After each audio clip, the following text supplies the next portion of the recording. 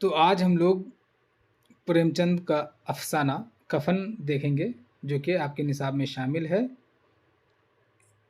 मतन की क़ीरत देखेंगे और उसको समझेंगे ताकि अफ़साने के हवाले से अगर कोई सवाल आए तो आप आसानी से हल कर लें, क्योंकि एक तरीका ये भी रहा है सवाल पूछने का कि जुमला दे दिया जाता है और जुमले से सवाल बनाया जाता है, और वो जुमला जो दिया जाता है काफ़ी मतलब अंदर से भी लिया गया। कई जुमलों में लफ्ज़ से पूछ लिया जाता है कि इससे मुराद कौन है। तो आप उन चीज़ों का हल उस वक़्त कर पाएँगे जब आपके ज़हन में पूरा मुकम्मल मतन होगा। मैंने आपकी सहूलत के लिए, क्योंकि मुझे पता है कि आप तमाम जो है बहुत मसरूफ़ शख्सियात हैं, तो इस अफ़साने को मैंने मुख्तसर कर दिया, उसी तरह से जैसे मैंने क़िस्सा आज़ाद बख्त का उसको मुख्तसर किया था, ताकि आप तुरंत 4-5 मिनट के अंदर में पढ़ सकें। इसी तरह से ये अफ़साना कफ़न को भी मैंने मुख्तसर किया है, और आपकी मज़ीद सहूलत के लिए जो अहम बातें हैं या किरदार हैं या मालूमात हैं, उनको मैंने लाल कर दिया है, ताकि आप जैसे पढ़ें आपको समझ में आ जाए और वो ज़हन में भी रहे। तो चलिए हम लोग देखते हैं इस अफ़साने में क्या कुछ है।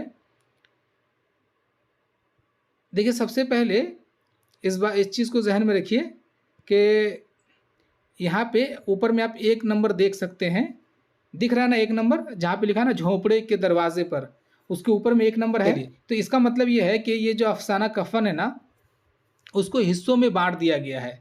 तो आगे भी जब हम लोग पढ़ेंगे तो देखेंगे कि अफ़साना कफ़न मुकम्मल 3 हिस्सों पर तक़सीम है। ठीक है? तो पहला हिस्सा शुरू करता है कैसे कि झोंपड़े के दरवाज़े पर बाप और बेटा दोनों एक बुझे हुए अलाव के सामने खामोश बैठे हुए थे, और अंदर बेटे की नौजवान बीवी बुधिया दर्द-ए-ज़ह से पछाड़ें खा रही थी। जाड़ों की रात थी, फ़ज़ा सन्नाटे में ग़र्क़। यहाँ पे कई अहम बातें हैं कि एक तो ज़ाहिर-सी बात है, यहाँ पे गाँव की अक्कासी हो रही है, क्योंकि झोंपड़ा वगैरह जो है गाँव में ही होता है। अब 2 किरदार हमारे सामने हैं, बाप और बेटा। अब आगे नाम भी आ जाएगा बाप और बेटा का। मैं पहले ही बता देता हूँ कि बाप जो है वो घेसू है और बेटा जो है वो माधव है। उर्दू में माधु होना चाहिए था, लेकिन चूँकि हिंदी में जिस वक़्त इसको लिखा गया तो उसको माधव लिखा गया है, तो हम लोग माधव ही पढ़ते हैं बहरहाल। तो घेसू और माधव जो है वो अलाव के सामने, जो गाँव से ताल्लुक़ रखने वाले लोग हैं, वो अलाव को समझेंगे कि हम लोग शायद अपनी ज़बान में उसको क्या तो कहते हैं, वो सिंठी और गोबर से मिला कर के भी बनाते हैं, और उसको आग तापने के लिए भी इस्तेमाल में लाते हैं, जलावन के तौर पे भी लाते हैं। अलग-अलग लोग अलग-अलग नाम से बोलते हैं। तो वो सामने में जल रहा है और उसमें ये लोग जो है क्या भून के खा रहे हैं? आलू नहीं, भून के। नहीं अभी नहीं है, यहाँ पे इसका ज़िक्र नहीं हुआ। तो 2 जो है बाप-बेटे सामने बैठे हुए हैं, और झोपड़े के अंदर में जो है एक औरत है जो कि माधव की बीवी है, उसका नाम है बुधिया। और ये बुधिया जो है दर्द-ए-ज़ह कहते हैं जब औरत हामिला होती हैं, उस वक़्त डिलीवरी के वक़्त में जो दर्द होता है उसको दर्द-ए-ज़ह कहते हैं। तो ये जो है दर्द-ए-ज़ह से पछाड़े खा रही थी। पछाड़े खाने का मतलब ये होता है कि दर्द इतना है कि वो सँभाल नहीं पा रही है, हाथ-पाँव पटक रही है। तो ये बुधिया इधर घर के अंदर में तड़प रही है और बाहर में बाप-बेटे दोनों बैठे हुए हैं अलाव के सामने। जाड़ों की रात थी। ये याद रहे कि अफ़साना कफ़न में किस मौसम की अक्कासी की गई है, तो सर्द मौसम की, ठीक है? जाड़े की अक्कासी की गई है, याद रहे। उसके बाद देखिए, अब घेसू ने कहा, मालूम होता है बचेगी नहीं। अब ये जुमला याद रखिएगा। अब जैसे देखिए, मालूम होता है बचेगी नहीं। अब सिर्फ़ ये जुमला देकर के आपसे पूछा जा सकता है कि मुतकल्लिम कौन है? मुख़ातब कौन है? या किसके हवाले से ज़िक्र हो रहा है? कौन नहीं बचेगी? तो ऐसे सवालों को आप उस सूरत में हल कर पाएँगे जब आप मतन को पढ़ेंगे और मतन जो है आपके ज़हन में होगा। तो मालूम होता है बचेगी नहीं, सारा दिन तड़पते हो गया, जा देख तो आ। अब घेसू जो है माधव को कह रहा है कि बुधिया मुकम्मल दिन भर जो है तड़पते रही है, ऐसा लगता है शायद बचेगी नहीं। अब ज़ाहिर-सी बात है, ऐसे वक़्त में औरतों को जो है मेडिसिन की ज़रूरत होती है, देखभाल की ज़रूरत होती है, दाई की ज़रूरत होती है। घर में कोई है नहीं, वो सिर्फ़ तन्हा तड़प रही तो कैसे बचेगी? बहरहाल इसकी बेहिसी का इजहार हो रहा है यहाँ पे, लेकिन जुमलों पे आप गौर कीजिएगा, जुमला आपके जहन में रहे। ये अहम अहम जुमले जो मैंने रखा है। उसके बाद माधव दर्दनाक लहजे में बोला, मरना ही है तो जल्दी मर क्यों नहीं जाती, देख कर क्या आऊँ। अब जैसे मरना ही है तो जल्दी मर क्यों नहीं जाती, देख कर क्या आऊँ। अब जैसे घेसू जब कहता है कि अंदर देख कर क्या आ जाओ, शायद नहीं बचेगी, मर जाएगी, तो माधव उससे और ज़्यादा बेहसी के अंदाज में कहता है कि अगर मरना है तो जल्द मर जाए, अब ताख़ीर करके फ़ायदा क्या है, देख करके तो कोई कुछ हासिल होने वाला नहीं है। ऐसे जुमलों से इनकी बेहिसी का इजहार होता है, लेकिन आपको जुमलों पे गौर करना है, क्योंकि याद रहे मुतकल्लिम और मुखातब भी पूछा गया है। तो जहाँ पे भी घेसू ने कहा या माधव ने बोला, तो ये मतलब हो गया कि मुतकल्लिम वही है। जैसे मरना ही है तो जल्दी मर क्यों नहीं जाती, इस जुमले का मुतकल्लिम जो है वो माधव होगा और मुखातब वो घेसू होगा। ये जहन में रखिएगा। अब देखिए, चमारों का कुंबा था। ये जो कुंबा था वो चमारों का था, यानी कि चमारों की बस्ती थी, ये जहन में रखिएगा। और घेसू और माधव का ताल्लुक़ भी चमारों से है। और सारे गांव में बदनाम। घेसू एक दिन काम करता तो 3 दिन आराम। माधव इतना कामचोर था कि घंटे भर काम करता तो घंटे भर चिल्लम पीता। अब जैसे इन लोगों की अक्कासी हो रही है कि घेसू और माधव कैसे इंसान थे, बड़े ही कामचोर थे। एक दिन काम करते तो जब तक वो पैसा होता काम नहीं करते। चिल्लम जो है एक तरह का नशा है, जैसे सिगरेट वगैरह की तरह, लेकिन उसको ख़ास तौर से बना के पिया जाता है। बहरहाल, इसलिए उसे कोई रखता ही नहीं था। अजीब ज़िंदगी थी उनकी घर में। अच्छा देखिए, यहाँ जो ये सब जो जुमले हैं ना, कोई बताइए कि इसके मुतकल्लिम कौन है। जैसे चमारों का कुंबा था और सारे गांव में बदनाम, इस जुमला अगर ये जुमला दे दे और पूछ ले कि मुतकल्लिम कौन है, तो क्या बताएंगे आप? प्रेमचंद, राइटर है। और मुखातब हम लोग। हाँ, तो ये जहन में रहे कि जहाँ ऐसा जुमला है वहाँ पे मुसन्निफ़ कह रहा है, तो मुसन्निफ़ जो है वो मुतकल्लिम है और मुखातब कारी है, जो पढ़ने वाला है। तो अब प्रेमचंद जो है घेसू और माधव की अक्कासी करते हैं कि चमारों से चमार है ये लोग और निहायत कामचोर है। एक दिन काम करता तो जब तक पैसा हो तब तक काम नहीं करता। घर में 2-4 बर्तन है, उसके अलावा और कुछ भी नहीं है। और कपड़े भी जो है वो फटे पुराने कपड़े हैं, सिर्फ इतना है जिससे वो उड़िया ना हो सके, बस कर्ज से लदे हुए हैं। ऐसे लोग हैं, इनकी अक्कासी हुई है। उसके बाद देखिए, घेसू ने उसी जाहिदाना अंदाज में 60 साल की उम्र काट दी। अब देखिए, ये जहन में रखिए, घेसू की उम्र कितनी है? 60 साल। हाँ, तो अब घेसू जो है इसी जाहिदाना अंदाज, यहाँ पे प्रेमचंद जो है ज़रा सा तंज करते हैं जाहिदाना अंदाज में। अब ऐसी ज़िंदगी को अगर जाहिदाना कहेंगे तो अब मतलब अबतर ज़िंदगी किसको कहेंगे? अब बताइए, कर्ज़ में लदे हुए हैं, फटे पुराने कपड़े पहनते हैं और एक दिन काम करते हैं तो जब तक पैसा हो तब तक काम करना उन पर हराम हो जाता है। घर में कोई सामान नहीं है, सही से खाना पीना नहीं है, और उसको प्रेमचंद जाहिदाना लिखते हैं। बहरहाल, तो 60 साल की उम्र काट दी और माधव भी सआदतमंद बेटे की तरह बाप के नक्श कदम पर चल रहा था, बल्कि उसका नाम और भी रोशन कर रहा था। जिस तरह बाप आलसी था, उसी तरह उससे ज़्यादा हमको लगता है कि बेटा भी आलसी है। यहाँ पे प्रेमचंद बता रहे हैं, उस वक्त भी दोनों अलाव के सामने बैठे हुए आलू भून रहे थे। यहाँ पे मुझे लगता है कि शायद इन लोगों को ज्वाइन होने में परेशानी हो रही है बार। खैर, तो अब क्या है कि उस वक्त भी दोनों अलाव के सामने बैठे हुए आलू भून रहे थे। या फिर वापस जो है कहानी में आते हैं प्रेमचंद कि दोनों आलू कहाँ पे भून रहे होते हैं? वही अलाव में। या फिर आपसे ये पूछा जा सकता है कि दोनों क्या भून करके खा रहे थे? तो आलू भून रहे थे और खा भी रहे थे गरम गरम, जिसकी अक्कासी होती है, जिसको मैंने हज़्फ़ कर दिया है, जो किसी के खेत से खोद लाए थे। घेसू की बीवी का तो मुद्दत हुई इंतकाल हो गया था। माधव की शादी पिछले साल हुई थी। यहाँ पे 2-3 बात याद रखने की है कि घेसू की उम्र 60 साल है, दोनों आलू भून करके खा रहे थे, और माधव की शादी पिछले साल, यानी कि शादी होने को 1 ही साल हुआ था। घेसू ने आलू निकाल कर छीलते हुए कहा, जाकर देख तो क्या हालत है उसकी, चुड़ैल का फसाद होगा और क्या। यहाँ तो ओझा भी 1 रुपया मांगता है, किसके घर से आए। अब देखिए, ऐसे जुमले इसलिए वो अदा करते हैं क्योंकि समाज ने उनको इस तरह दबा भी दिया है कि उनकी जहनीत ही इस तरह बन गई है। और जाहिर सी बात है, वो जो ओझा जो झाड़ फूँक करने के लिए आएगा वो भी 1 रुपया लेगा। उस 1 रुपये के लिए वो परेशान है कि 1 रुपया कहाँ से लाएं। तो ये कह रहा है कि एक बार जाकर के देख लो, शायद क्या होता है, देखते हैं। और फ़िक्रमंद वो 1 रुपये के लिए है कि ओझा को कहाँ से देंगे। अगर बच्चा पैदा हो गया तो जो झाड़ फूँक करने के लिए या जो मालिश वगैरह करने के लिए आए, उनको 1 रुपये कहाँ से देंगे। माधव को अंदेशा था कि वो कोठरी में गया तो घेसू आलूओं का बड़ा हिस्सा साफ कर देगा। बोला, मुझे वहाँ डर लगता है। मुझे वहाँ डर लगता है, ये जुमला जहन में रहे। अब जैसे मुझे वहाँ डर लगता है, मैं मुझे से मुराद कौन है? माधव। माधव है मुझे से मुराद। बहुत खूब, मुतकल्लिम भी माधव है और मुखातब घेसू है।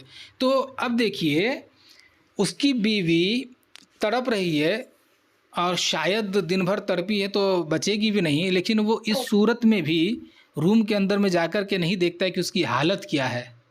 सिर्फ इस वजह से बाप, एक तो परेशानी तो है ये पैसों की कि कहाँ से आएगा वगैरह वगैरह, लेकिन जो सबसे बड़ी परेशानी है वो ये है कि अगर वो उठ करके गया अलाव के पास से तो बाप जो है यानी घेसू जो है पूरा आलू खा जाएगा।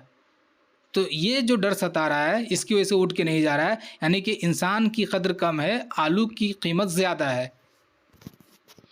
और इसके पीछे समाज की जो बेहिसी है वही है जाहिर। डर लगता है। मैं सोचता हूँ कि कोई बाल बच्चा हो गया तो क्या होगा। सूंठ, गुड़, तेल कुछ भी तो नहीं है घर में। ये जो है घेसू कहता है कि अगर बाल बच्चा हो जाता है तो बच्चा होने के बाद जो है जच्चा को ये सब चीज़ें खिलाई जाती हैं, तो घर में तो ये सब कुछ है ही नहीं। तो इन सब चीज़ों का इंतज़ाम कहाँ से हो। ओझा के लिए, दाई के लिए इन लोगों को पैसा देने का इंतज़ाम कहाँ से हो। तो ये लोगों को ये सब फिक्र भी सता रही है।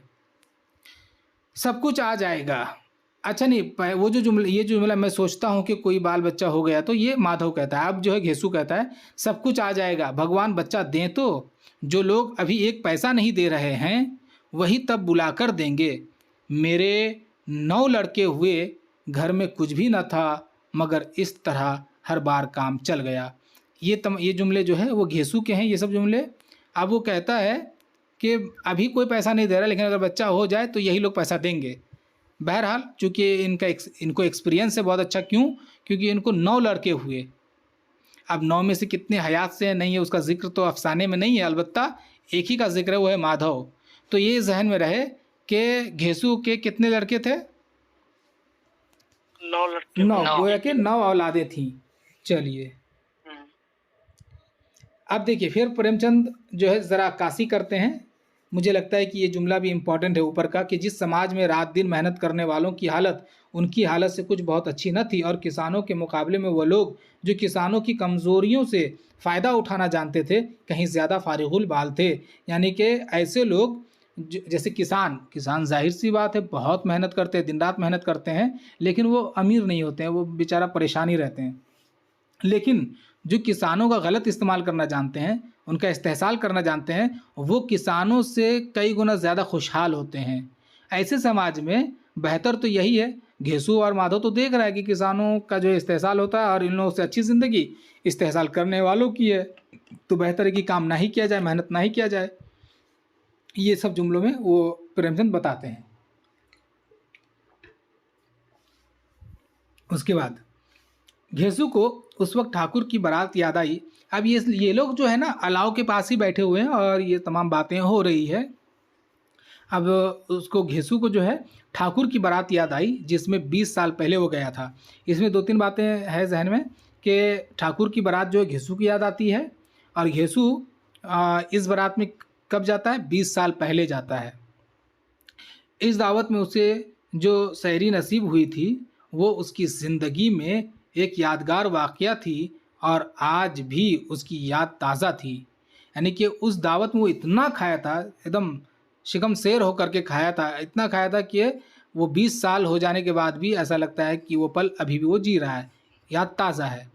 अब घेसू क्या कह रहा है देखिए, वो भोज नहीं भूलता, तब से फिर इस तरह का खाना और भरपेट नहीं मिला। माधव ने इन तकल्लुफ़ात का मज़ा लेते हुए कहा, अब हमें कोई ऐसा भोज खिलाता। अब ज़ाहिर-सी बात है, वो भोज जो अपनी ज़िंदगी में, अब सोचिए कि ऐसा इंसान जो 20 साल में सिर्फ़ एक बार पेट भर कर के खाना खाया हो, तो उनकी ज़िंदगी और उनकी ज़हनियत कैसी होगी। बहरहाल ये अब जो है वो सुन कर के, उस भोज का वाक़या सुन कर के माधव कहता है, काश अब हमें कोई भोज में बुलाता। अब देखिए आगे कि अब कोई क्या खिलाएगा, वो ज़माना दूसरा था। ज़माना यहाँ पे टाइपिंग में गलती नहीं हुई है, चूँकि ये जो घेसू और माधव है वो अनपढ़ है, इसीलिए ज़ाहिर-सी बात है अनपढ़ जो है ज़माना नहीं कहेगा, ज़माना कहेगा। तो प्रेमचंद की ये खूबी है कि वो किरदार के मुताबिक ज़बान लाते हैं, तो इसलिए हम लोग को ज़माना पढ़ना है। तो वो ज़माना दूसरा था, अब तो सबको किफ़ायत सूझती है, शादी-ब्याह में मत खर्च करो, क्रियाक्रम में मत खर्च करो, पूछो गरीबों का माल बटोर-बटोर कर कहाँ रखोगे? मगर बटोरने में तो कमी नहीं है, हाँ, खर्च में किफ़ायत सूझती है। ये जुमले जो है घेसू के हैं और मतलब अक्कासी भी हो रही है कि जो अमीर हो जाते हैं वो किस तरह से ज़िंदगी गुज़ारते हैं कि दूसरों को दूसरे का इस्तेहसाल करने में, लूटने में, इसमें कोई कमी नहीं है, लेकिन खर्च करने में कमी करते हैं। खर्च से मुराद दूसरों को खिलाने में। आलू खाकर दोनों ने पानी पिया और वहीं अलाव के सामने सो रहे और बुधिया अभी तक कराह रही थी। यानी कि अभी तक जो है ये लोग आलू भून-भून के खा रहे हैं और बात ही बात में कुछ-कुछ बात निकल जा रही है और उसके बाद लास्ट में ऐसा हुआ कि वो लोग खाते-खाते वहीं पे सो गया। पहला हिस्सा खत्म हो गया, अब दूसरा हिस्सा शुरू होता है। हैं आप लोग? जी जी। अब दूसरा हिस्सा देखिए, पहले हिस्से में क्या था, बस ज़हन में इतना रखिए कि एक झोंपड़ा है जिसके बाहर में एक अलाव जल रहा है, एक बाप-बेटा वहाँ बैठा हुआ है और एक औरत झोंपड़े के अंदर में दर्द-ए-ज़ाह से तड़प रही है और ये लोग अंदर नहीं जाता है, क्योंकि अगर एक अंदर गया तो दूसरा आलू खा जाएगा और इसी सूरत में ये लोग रात हो जाती है, ठीक है? सो जाते हैं वहीं पे। ये पहला हिस्सा में। दूसरे हिस्से में देखिए, सुबह को माधव ने कोठरी में जाकर देखा तो उसकी बीवी ठंडी हो गई थी। उसके पेट में बच्चा मर गया था। ठंडी हो जाने का मतलब होता है मर जाना। अब जब सुबह को वो जाकर के देखता है, जाहिर सी बात है, आप सोचिए सर्दी की रात है और ना ही कपड़ा है ना ही अंदर में आग है। आग तो बाहर में है, वो लोग आग सेक रहा है, अंदर में ठंडी माहौल में झोपड़ी में जाहिर सी बात है और ज़्यादा सर्दी लगती है। तो और उस हालत में जबकि वो दर्द-ए-ज़ाह में है, तड़प करके वो रात भर में मर जाती है। ठंड सर्द पड़ जाता है बदन, अब बच्चा भी मर जाता है। बाप बेटे रोते रोते हुए गांव के जमींदारों के पास गए। पूछा, क्या है बे घिसुआ, रोता क्यों है? अब वो ज़मींदार के पास जब ये दोनों बाप बेटा जाता है उसके मर जाने के बाद, क्योंकि कफन दफन के लिए तो पैसा चाहिए ना, तो वहाँ जाने का ज़मींदार उनसे पूछता है किस तरह से कि क्यों रो रहे हो? घेसू ने ज़मीन पर सर रख कर आँखों में आंसू भरते हुए कहा, सरकार बड़ी विपत में हूँ, विपत यानी कि तकलीफ़ में हूँ, मुसीबत में। माधव की घरवाली रात गुजर गई, आपका गुलाम हूँ, अब आपके सिवा उसकी मिट्टी कौन पार लगाएगा? हमारे हाथ में जो कुछ था वो सब दवा दारू में उठ गया। सरकार ही की दया होगी तो उसकी मिट्टी उठेगी। आपके आपके सिवा और किसके द्वार पर जाऊं? ये जुमले जहन में रखिए, ये सब घेसू कह रहा है और ज़मींदार जो है मुतकल्लिम है, घेसू मुखातब है। अब उसके सामने में जाके रो रहा है और कह रहा है कि अगर आप पैसे नहीं देंगे तो कफन दफन कैसे करेंगे? आप ही का ग़ुलाम हैं और आप ही का मतलब सहारा है। ज़मींदार साहब रहमदिल आदमी थे। याद रखिए कि ज़मींदार कैसे आदमी थे, तो रहमदिल थे, मगर घेसू पर रहम खाना काले कंबल पर रंग चढ़ाना था। तोवन व करहन 2 रुपए निकाल कर, मतलब दिल ना करते हुए भी जो है 2 रुपए निकाल कर के फेंक दिया उनके सामने में, मगर तशफ़ी का एक कलमा भी मुँह से ना निकाला। यानी कि जैसे होता है ना कि मर जाने के बाद हमदर्दी हम लोग देते हैं, तो ऐसा कुछ नहीं, बस 2 रुपए निकाल के बेदिली से फेंक दिया। जब ज़मींदार साहब ने 2 रुपए दिए तो गांव के बनिए महाजनों को इनकार की ज़रूरत क्यों कर होती? घेसू जमींदार के नाम का ढिंढोरा पीटना जानता था। किसी ने 2 आने दिए, किसी ने 4 आने।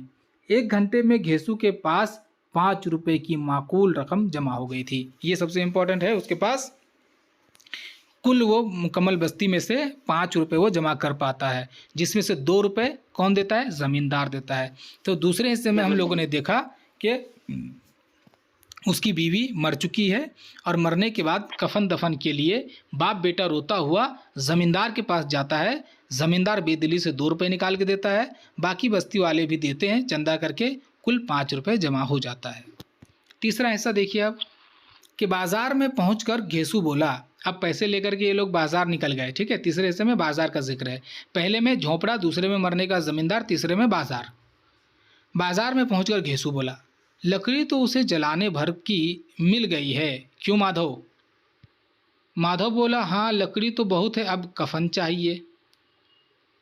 कैसा बुरा रिवाज है कि जिसे जीते जी तन ढांकने को चेथरा, ये जो है वो कपड़े के मानी में है, कपड़े का एक हिस्सा न मिले, उसे मरने पर नया कफन चाहिए।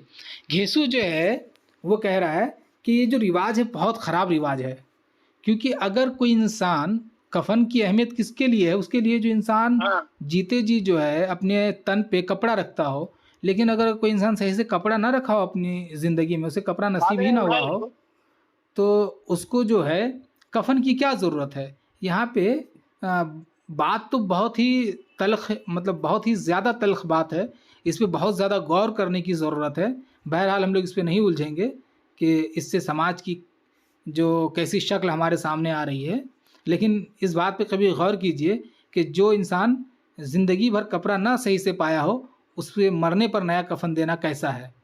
बहरहाल तो दोनों इत्तेफाक से या उम्दन एक शराब खाने के सामने आ पहुँचे और गोया किसी तयशुदा फ़ैसले के मुताबिक अंदर गए। बाज़ार गए थे, लकड़ी वगैरह का ज़िक्र ही चल रहा था। ये दोनों बात ही कर रहे थे बाप बेटे कि सामने शराब खाना आता है और वो लोग अंदर चले जाते हैं।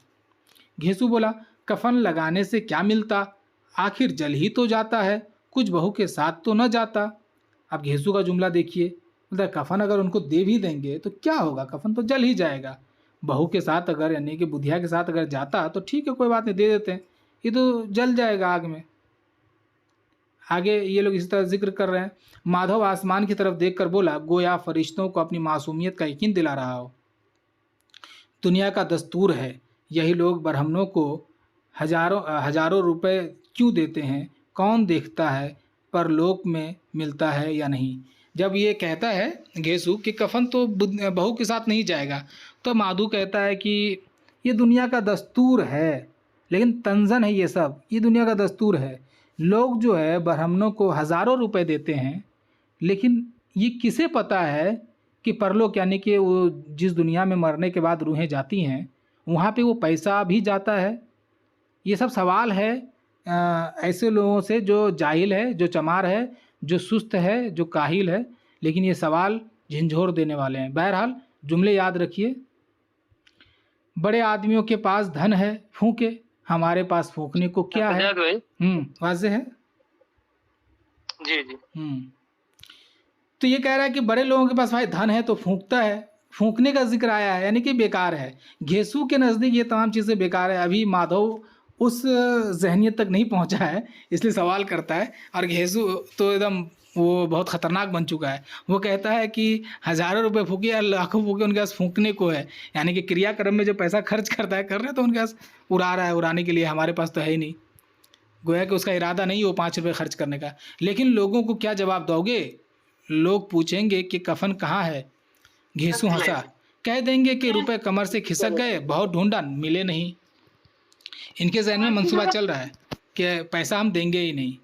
माधव भी हंसा। क्यों हंस रहा है? क्योंकि इन लोगों के पास एक मंसूबा है कि हम कहेंगे कफन इसलिए नहीं लाए हैं क्योंकि पैसे गुम हो गए।